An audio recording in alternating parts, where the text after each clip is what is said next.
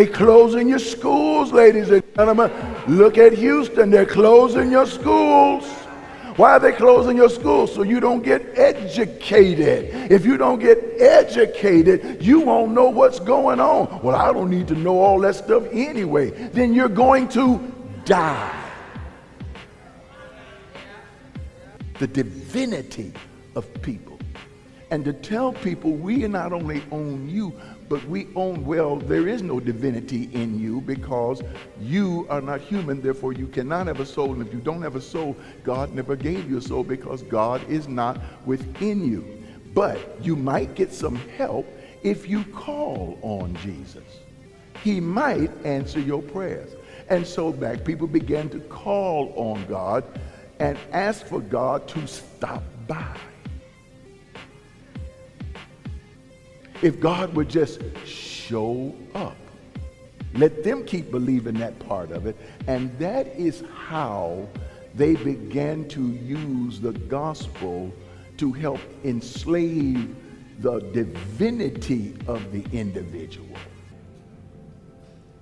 In the 1980s, there was a book that had become a bestseller all over the world. Even to this day, it is considered to be constantly sold. Not as much as it was then, but I'm speaking of a book, and to some of you weren't even born, or even too small to even be thinking about the book. But what it was called was The Late Great Planet Earth by a man by the name of Hal Lindsey. As a matter of fact, he just passed away recently. And this book was about something that took evangelical Christianity by storm. And it was a thing that was called the rapture. Now, some of you may have heard of it, some of you may not know what it is, but the rapture is something that is a belief that when Christ comes back, those who are left on the planet will be caught up to meet him in the air. At the same time, the graves shall be opened, and those who are entombed in those graves shall be caught up with him, or shall ascend with him at that time. Even the seas where ashes have been thrown will give up their dead. Even where throughout the planet where ashes or bodies have been burned who have been connected with the Lord, all of these at the same time will be reconstituted, and their spirits will be united with their new bodies, and they will be caught up to return back to heaven with the Lord. And so the scripture says, so shall they ever be with the Lord. And from that point, as a matter of fact, it wasn't invented in the 1980s.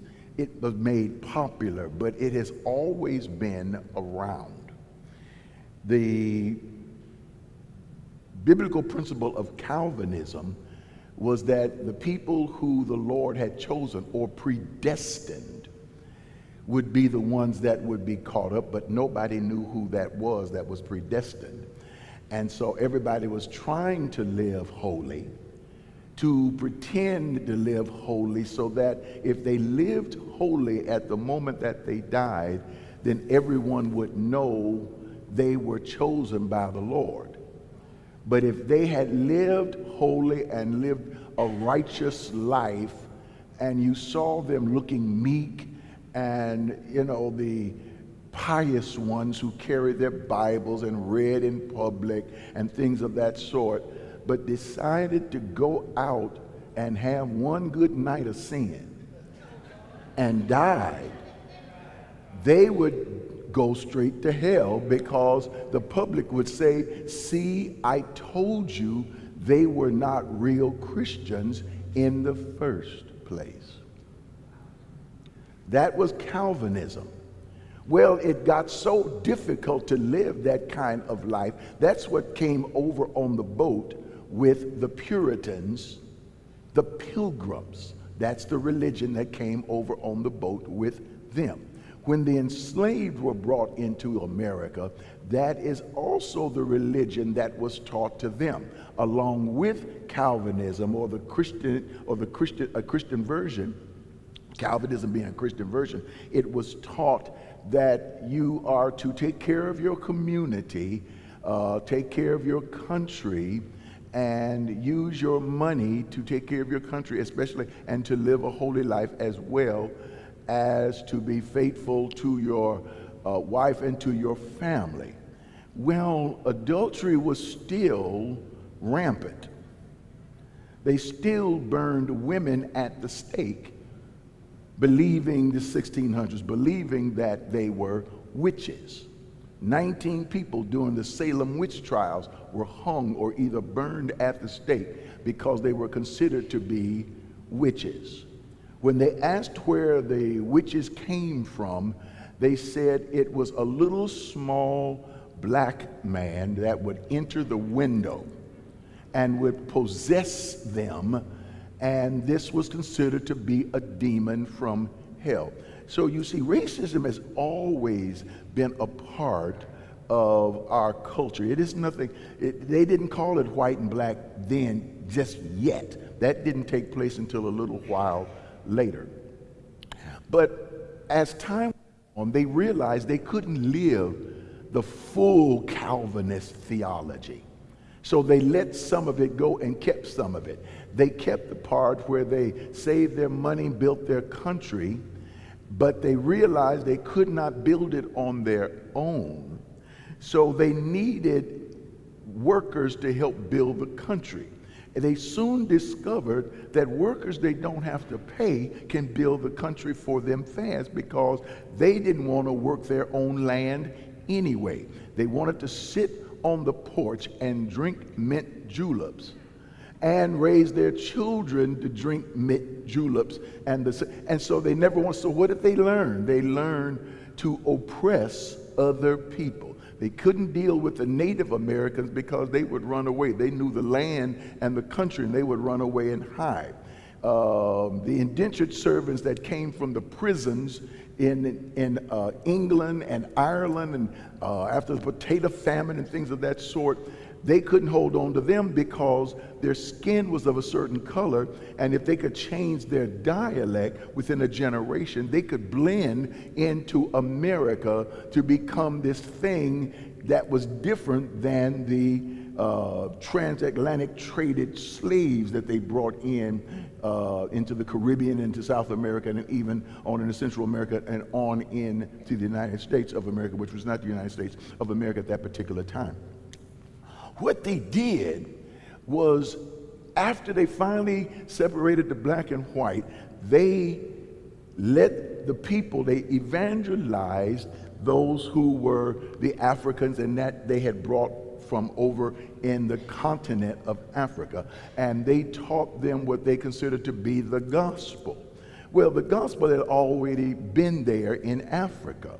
That's a whole nother story, but the gospel was I may not get to it, but the gospel was already there in Africa. The Africans just didn't know what it was, because it was so strange with the Calvinism and the witchcraft and all that it didn't make any sense to them until they finally understood about that Jesus was actually before, that Jesus was the one that was sharing this gospel, this good news, and the Africans couldn't understand exactly what it was until they really heard it later on down the line. Well, bottom line is, when they finally got to the point that they were ready to get rid of this religion, because this Calvinism, they couldn't handle it. I'm not talking about blacks, I'm talking about the other folk. They couldn't handle that kind of religion because it was too oppressive. So they left it with the black people. Let them keep believing that part of it. And that is how they began to use the gospel to help enslave the divinity of the individual. Not just the mind, but the divinity of the enslaved person. To enslave the divinity, to take the divinity of that person and put it in a jar and put a top on it and screw it on and never let it out, and to hold it as if they had captured fireflies. The divinity of people. And to tell people, we not only own you, but we own, well, there is no divinity in you because you are not human, therefore you cannot have a soul. And if you don't have a soul, God never gave you a soul because God is not within you. But you might get some help if you call on Jesus. He might answer your prayers. And so black people began to call on God and ask for God to stop by. If God would just show up. If God would come on in the room. And if they were good children, then God would make them permanent children of his and take them to heaven when they die. Even though they were 60, 70, 80, 90 years old, they would still be God's children. And God would take them to heaven, and he would give them new shoes, a new robe, and what else is it? Shoes, a new robe, whatever it is he would give. Huh? A what? A crown. A crown. Even in some funerals nowadays. Y'all seen that one? Ask the funeral homes how much they charge for that enactment. And they come down the aisle with a crown, with the casket open, and they march. Until they get to the casket, and this is when they crown the person. Now guess what that tells you right there? That the person is still in the casket. It tells them that Jesus don't crown them, but whoever the funeral home director crowns them.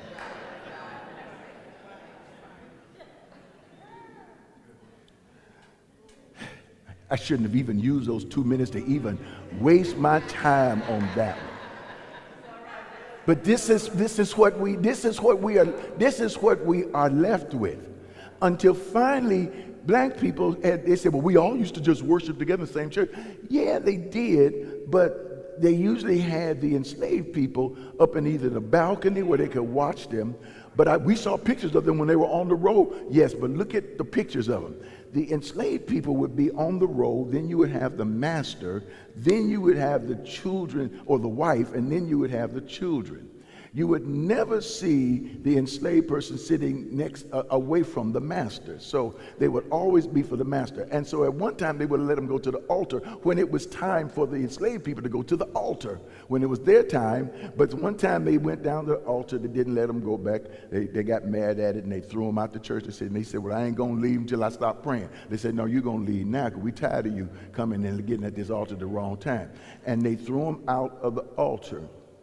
Threw them out of the church. Black people never went back. That was the creation of the black church.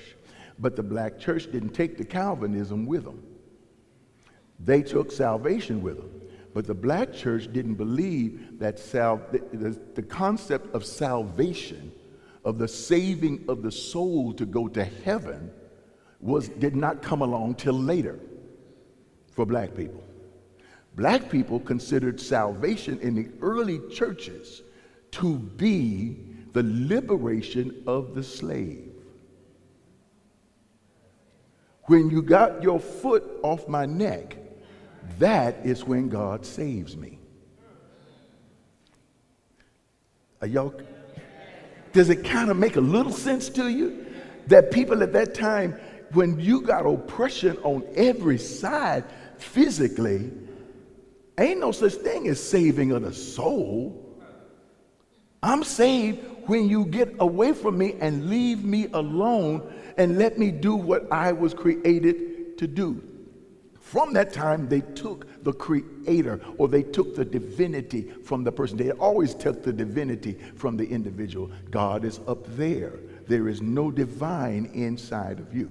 So the people say, well, if you can stop using the word white, and you get rid of the word black, stop saying black. In other words, if there is no white, if white is what you consider a social construct, then so is black. Well, now I'm going to give you something to kind of give you a little tool in your belt to help you to understand why black is different.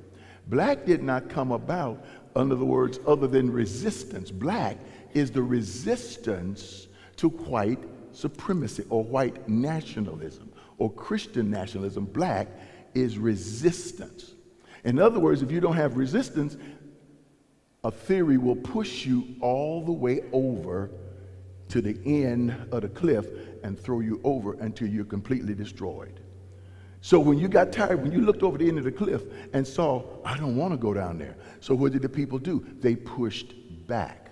They pushed back on their theology. They pushed back with their music. They didn't want to sing those hymns that they did. They pumped them up. They put a little stuff in it. They pushed back until you began to develop what was called, well, black folk do that. They put a little spice in chitlins to make it work. They put a little something on the pork chops and sauteed and put some gravy that they found. They was out there in the fields with that wheat, got some of that wheat, stuffed it in their pocket, went home, and grandmama and them ground it out and made even some cornmeal to be able to get the hot water cornbread, or they were able to, or if you want, I can take it on down into Mexico now and make some tortillas that they fried right there in that hot pan. And then they would turn around and use that flour and that cornmeal, and they would be able to have bread that they could eat. And so God would have provided bread. And the masters would come in and find out, where did you get that from? Well, we just made it. And they say, well, make us some. And so on and on and on. And so now what you have with spice, music, there was no education because you could not let no one know you could read or be educated. And so there was no education involved here. The religion was different, but they did not tell them that the religion was different. We are still, even some black people are still under the misconception that they taught a white version to the black slaves. It was taught during a certain time, and then they flipped the script when the masters could not see them. They preached another kind of gospel. How do you know that, sir? I had it already. I was going to let you hear part of it. I was going to let you hear my great-grandmother when she said the gospel that was preached to her. She was born in 1875. The gospel that was preached to her was different. The gospel that was preached to her was a gospel that made her believe that God was inside, but we couldn't let them know that we contained God. Or not God, let's say we contain the maker. We contain the creator. The creator is within us. The foundation of black religion is that the creator is within us. That when you look at us, you are looking at the creator. That's why we were taught not to love each other. That's why the black husband was taught not to love the black woman or the black wife, because sooner or later, that's why they would separate them. So don't waste your time falling in love or catching feelings with them. You see what I'm saying? Yeah. So don't love them. Don't stay with, because you're going to be separated anyway.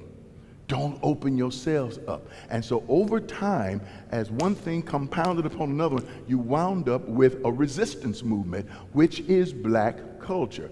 It is a resistance against this thing we call religion plus capitalism, which is American democracy.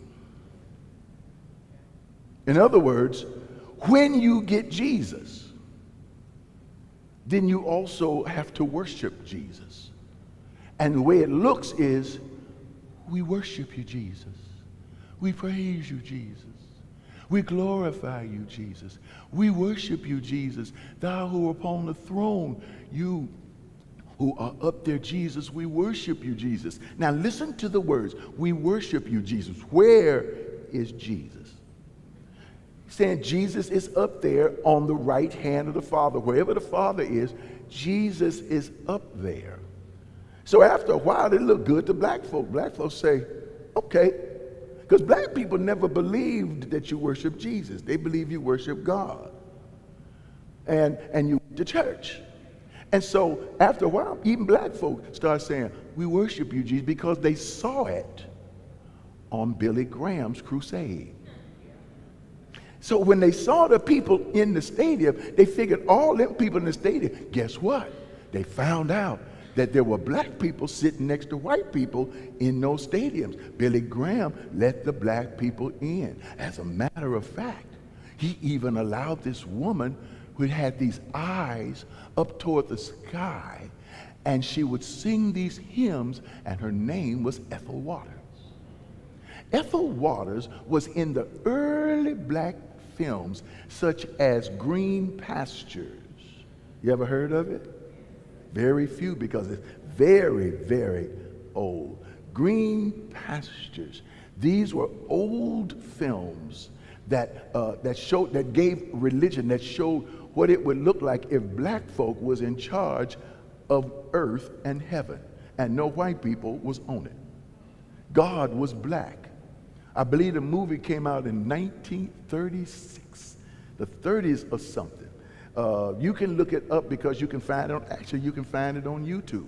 If you can deal with the way black people talk during that time, because it's very, what they call slavish at that particular time, but it's just what was the ebonics of that day. But if you can get past that and listen to the content of it, it will show God who is black, who has on a suit, and he looks like the Reverend, and God is going through his planet Earth, and he sees another black man and says, it is not good for you to be alone. And he finds this beautiful black woman and says, I got something for you. This is God talking. I got something for you. And Adam turns around and says, okay. This is black people. The whole thing, the angels with their wings are black. Everything is black. And then it does something theologically they've been trying to stop for years by editing and re-editing. You have to look at the original. What it shows is that Jesus was just a man down on the planet, learning, and then God came in and talked to him. Actually, he had left heaven and came down to earth. They killed him, but then after they killed him, he began to speak to other people. But then what happened to Jesus? Jesus became ascended up to heaven. And it shows that Jesus began to fly up into the sky toward the throne of God. But what he had done, he looked like Adam, that God, the Father, had already made thousands of years before. It's all time chopped up and everything.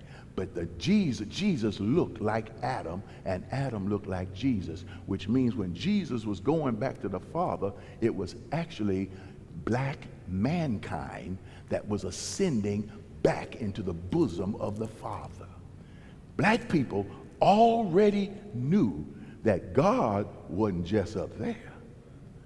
God was the divinity in here. We lost it.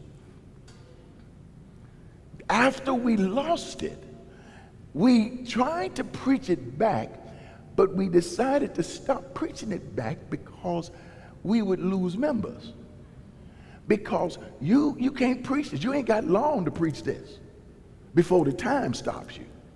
Because church, black church, has to have a little sugar with the medicine. A lot of sugar with the medicine.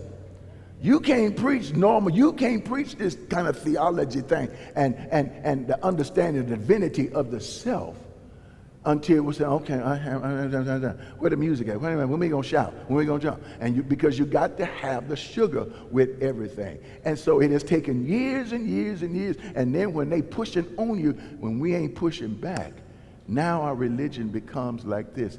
And we believe that this theology plus capitalism equals this democracy. So when America goes into another country with the American flag, America is now the savior or the Jesus of the world. Y'all follow me? So now you ask yourself, why are we bombing countries? What has that got to do with anything? What is happening right now?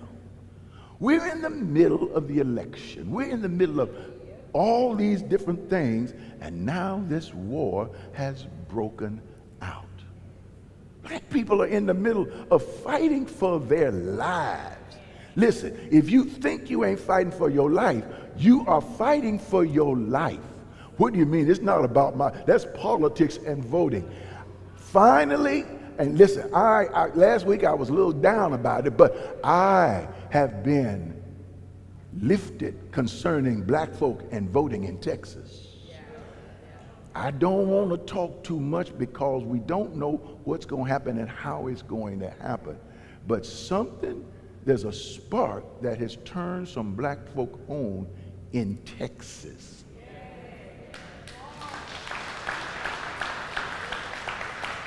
Whatever happens in Texas, you are still a little closer to the kingdom than you were. Always know that. And you say, well, don't say that because then they'll start voting. No, I am persuaded that our people have come up another level since we've been preaching over the years. In other words, you put your foot on the neck so long this time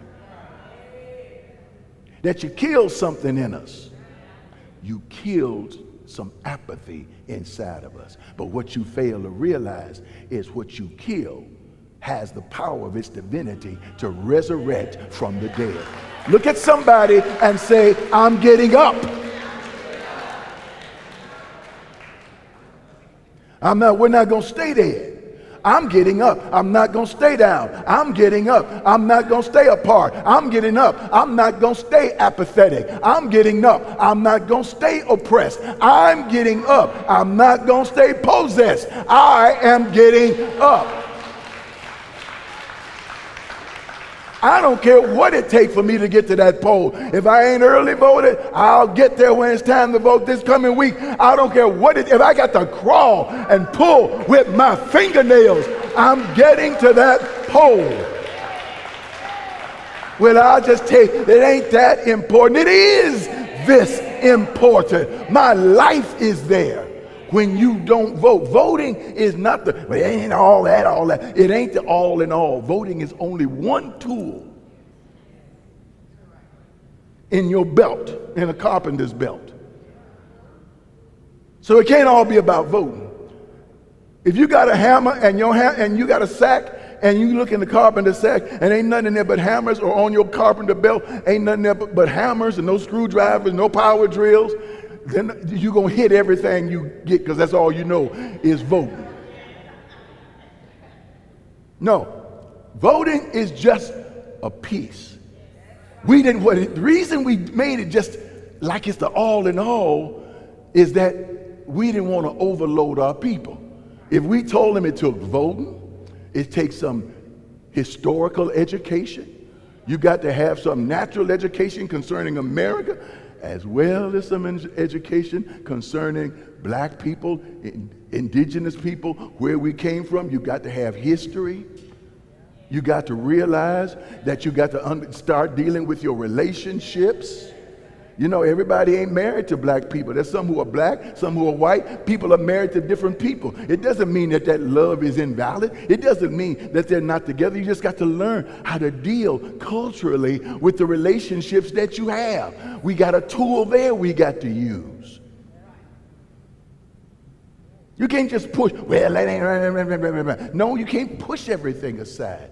We got to learn how to deal with the people that's in our culture. We got to get out of our egos and our feelings about things.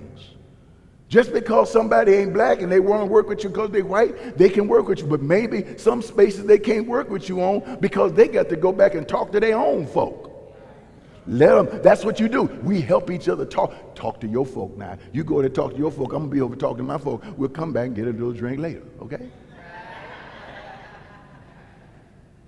Now you begin to understand. See, there's my time. My time is up. What I'm about to do is I've got to stay on my time or y'all ain't going to come back to church. I told you there has to be some sugar with the medicine. I got more, but you just got to find out where we're going to be so you can get the more. So the bottom line is this.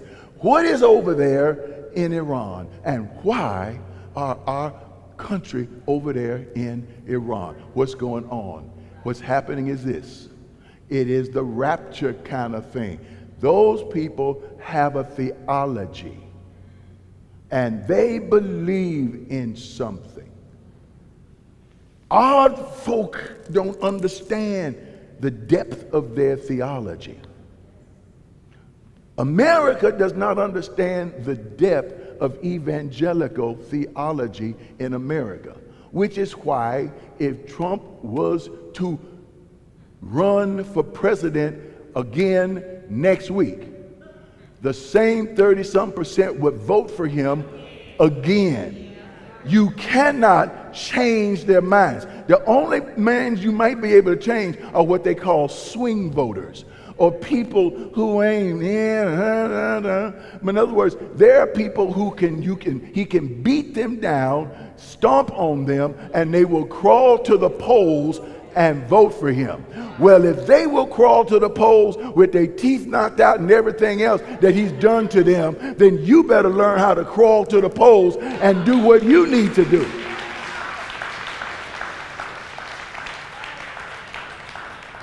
I got news for you. If you're waiting on the rapture, see, the reason I brought it up, and like I said, the rapture is all involved with Iran and Russia and all of this. I don't have the time. It ain't going to profit you anything. If I had time, I'd play with it and you'd understand a few things. But that's what you're looking at right now, diversions, and you're looking at what possibly is future eschatology and all of these kind of things. That's why they killed the Ayatollah. The killing of the Ayatollah does not mean anything. There's another Ayatollah Jr. waiting to take his place.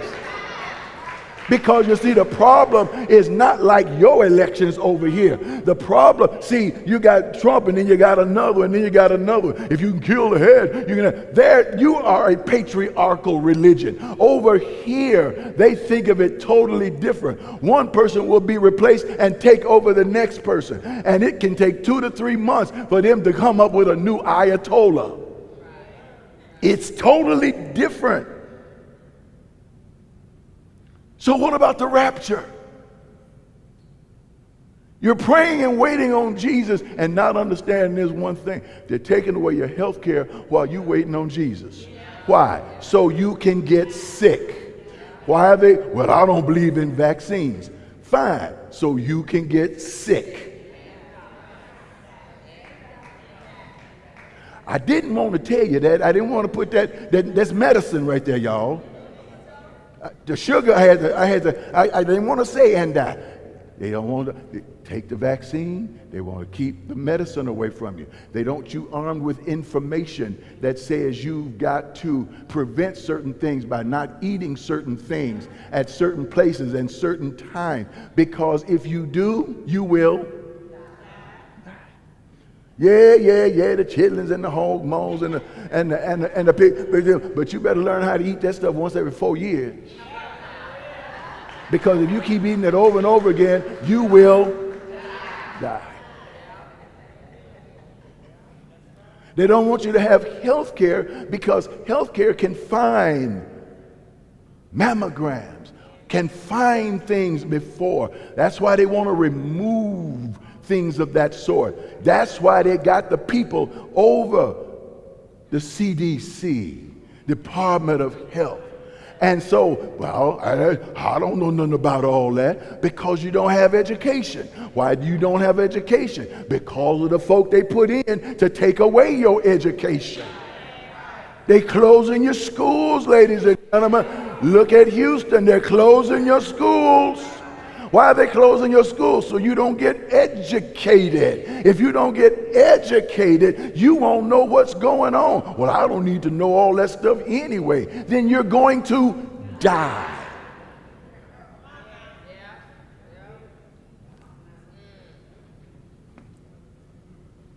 Young black man, prison doesn't belong to you. Prison is not for you. Prison is not a place for you to sit and get 3 square meals a day.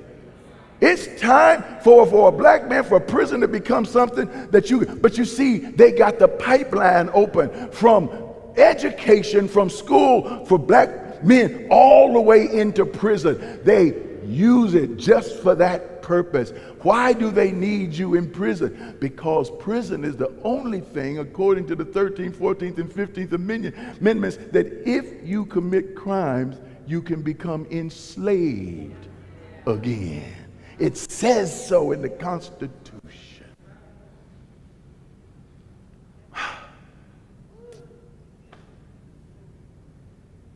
So put you in war for the next several years. Why? So they could take the information they got from Doge, that they pulled out of the computers from Doge, that you wonder why they was taking stuff out of the computers. They wasn't putting nothing in it. They was taking stuff out of it. They hid their tracks when the spaceship blew up in the sky. This is not conspiracy. Why do they want your information? So they can know who you are, where you come from, and the color of your skin. So when they put it on the record and they send you to fight on the front line in Iran, guess who's going to be on the front line?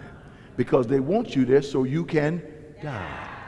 And if you're not dead, they will take the rest of you and put you in the prisons that they're buying up all over the country. So you will either be dead in the holding cells or shipped overseas while you sit up there wondering about the playoffs, the Gucci belts, and your fried chicken. Love them all, but you got to keep more than one thing in your head, like me knowing my time is up. Thank you. Where do we come from? What's our purpose? Whatever it is on the verge of happening for your life. But we make it happen for our lives by making it happen for others. This is a platform where we speak, where we talk, where we educate. It is history. It is spirituality. All of these things we do, but in order to make the lives of other people better by letting them know they are better inside when other people are telling them they are not. Here's what you can do to help. Take a moment and you can send on your text just a small gift. I shouldn't say small because those gifts are big when they all come together.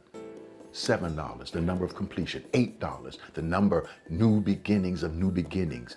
$9, symbolic of foundation. And $10 of something great is about to happen, like in 2026. 713-742-2035. That's our text to give. Or you can use myalc.org. myalc.org. That right there, hit that donate button.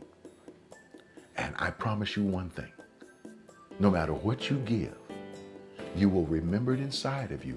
And when something comes back to you, you will say to yourself, I know where that came from. I gave my love away. you, ladies and gentlemen. Hey, don't forget to subscribe to my channel. Hit that subscribe button, smash it, crash it,